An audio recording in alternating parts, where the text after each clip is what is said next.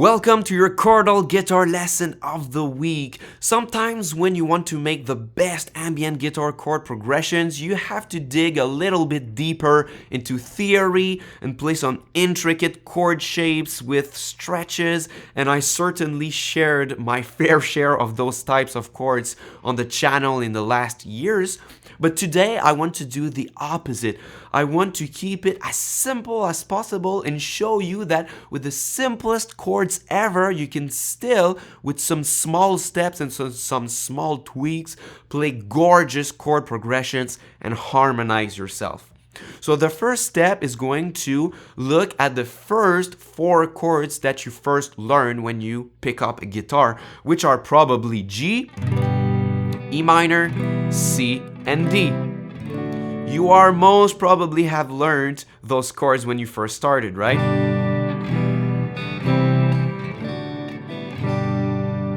So we are going to pick those chords and create sub-chords within the chord, meaning that I'm going to cut the chord in half and only keep the top portion of the chord. So for this lesson, usually I play the G major chord with my 2 fingers on top, so my ring and pinky. But to keep it simple, I'm only going to keep my ring on the 3rd fret of the 1st string, and I'm going to keep the 2nd string open, so I can play the G major chord with 3 fingers instead of 4, so my pinky is free. So it's going to be easier like this. So we are going to create our sub chords. So I'm only keeping the top 3 strings. So if I remove the bottom 2 fingers here, I am left with that very easy chord shape. If I do that for the other chords, on my C major chord, I remove the bottom fingers, so I'm leaving with this, which is once again very easy. And if I were to fret the open strings on my C major, you see and you can recognize a pretty familiar chord shape, isn't it? If I slide it 2 frets higher, we have our D major. And talking about D, we are only keeping the fretted notes, and we are going to leave alone the 4th string open. And the last chord is E minor, so it's very easy. We are only going to keep the top 3 open strings. So if I have a chord progression of G, C, E minor, and D, I can play those very simple triads instead.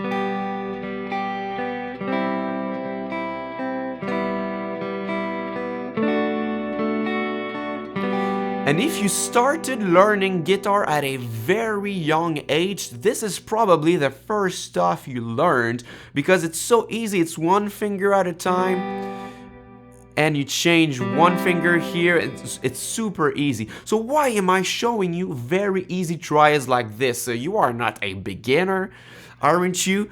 It's because with simple chords like this, we can do a lot. So if we want to harmonize ourselves, it's pointless to play the open chords and play those little triads on top, because it's going to blend with the rest of the chord that is already ringing, right? So we are going to take those easy triad shapes and we are going to play them 1 octave higher. So each time that you have an open string, you can bar the 12th fret and play the same triad. So in our case, this is going to be G, C, E minor, and D.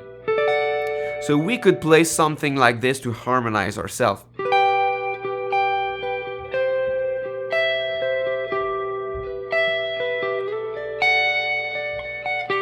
I'm gonna loop this and I'm gonna play ambient chords and open chords so you can hear how this sounds so far if we harmonize ourselves with those easy triads.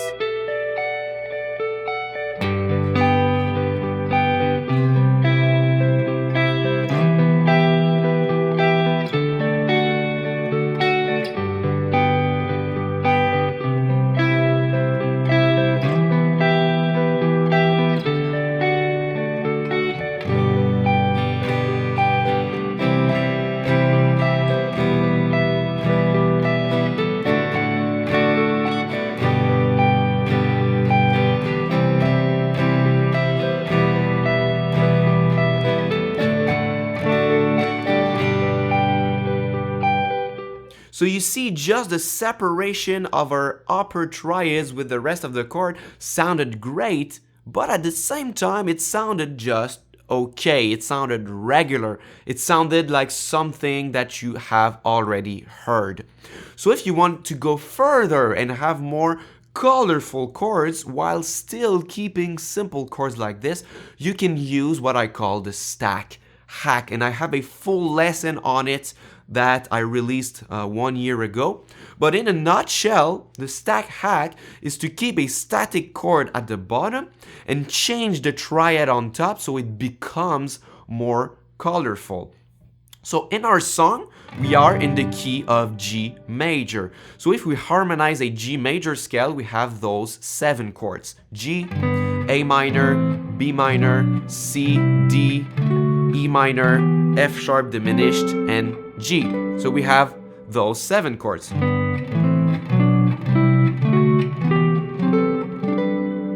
And if you don't know how to harmonize a scale like this to find all 7 chords within the same key, you can take my free mini course. It's the first link in the description box. On the second module of this free course, we go into harmonizing a scale like that to find all the chords. So I could help you with that. But back to the lesson, we are in the key of G major. And to keep it simple, I'm gonna still keep my C major chord. So obviously what I can play on it is the little C triad on top that we've seen. But if I play this is just going to highlight the same notes basically, because I still have my root, third, and fifth, which are already present in this chord. So if you want to still be playing a simple triad, but have more extensions and more colors, you can skip a pattern into the harmonization of your scale. So if I am on the C major chord, I can skip one chord and play the other one. So one, skip, and next chord. So I would play a E minor triad instead of a C triad. So what I do is that I take my G major scale and I always play this little 1, 2, 3 pattern. So I know that my initial chord is C, and I'm playing my 1, 2, 3, and from this note, you build a chord that is in the key of G major, which is E minor. You're following me, right? So instead, on top of my C chord, I'm gonna play a E minor triad instead of the C triad, which is going to have a great result. Let's hear it. So I lute my C chord. This is the regular C triad. And I'm gonna play E minor. Ha! It sounds more colorful now. And it's done because now the triad that we play here had different functions according to the chord that we're in. So now suddenly we still have the G and the E notes that are the third and the fifth of our C chord, but the added B note is now the seventh of that chord. So that's why it sounds more colorful. And if you want to go further, you can still skip another pattern. So if I am on the E minor chord, I can do the same once again. 1, 2, 3. So I could play a G major triad instead of an E minor triad. So now if I play G major triad, the notes are going to be even more colorful. So I still have my G note, which is the fifth. I have my B note, which is the seventh. And I now have the D note, which is the ninth, compared to a C major chord. So if I play my loop again, it's even more colorful now compared to the E minor triad and compared to the C triad, which is plain. Colorful, even more colorful. So in a nutshell, this is what the stack hack is.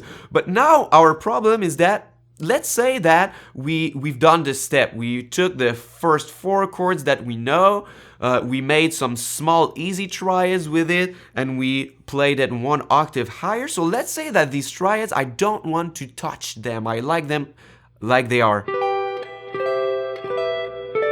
What I can do is a reverse stack hack. Instead of changing my triads on top, I can change my chords at the bottom.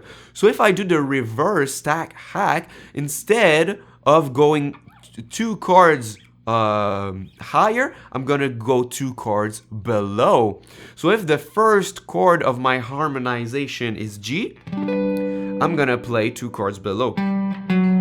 So I'm gonna play that little 1, 2, 3 pattern, but backwards. 1, 2, 3, or 3, 2, 1 if you prefer. 3, 2, 1. So instead of playing a G chord for my first chord, I'm gonna play a E minor chord. And the same principle will apply if I play a E minor chord on top of my C triad.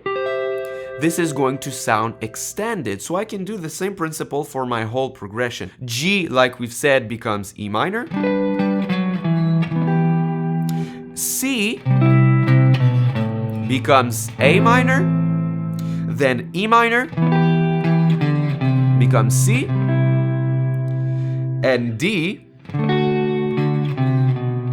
becomes B minor. So my new chord progression is E minor, A minor, C, and B minor.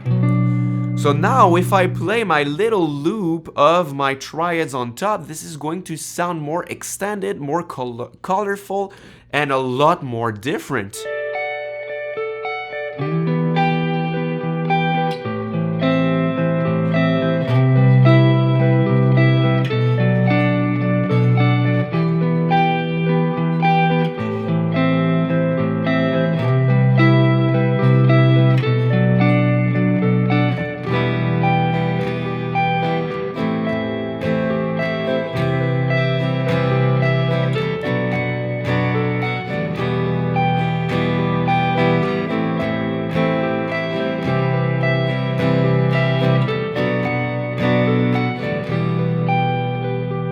So you see, it sounded totally different. It sounded sadder a little bit. So that's what I want to show you with this lesson, is that with simple concepts, you can achieve a lot of different sounds. We could have gone further and done this principle again and again until our triads were more colorful and more colorful. But the bottom line is that we took the 4 chords that we already knew, that we start learning when we first pick up a guitar. We created very easy triads by just keeping the first 3 strings. We just transposed that an octave higher, and we just played a little bit with the harmonization of our scales so that our triads became more colorful. And that's the bottom line.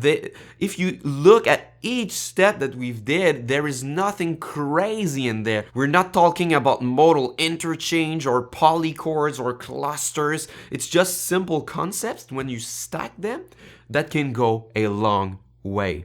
So once again, if you have trouble finding all the 7 chords of the harmonization of a key, you should pick up your free account on my website and take my free mini course. I'm gonna help you a lot if you need it on the comment section of my website.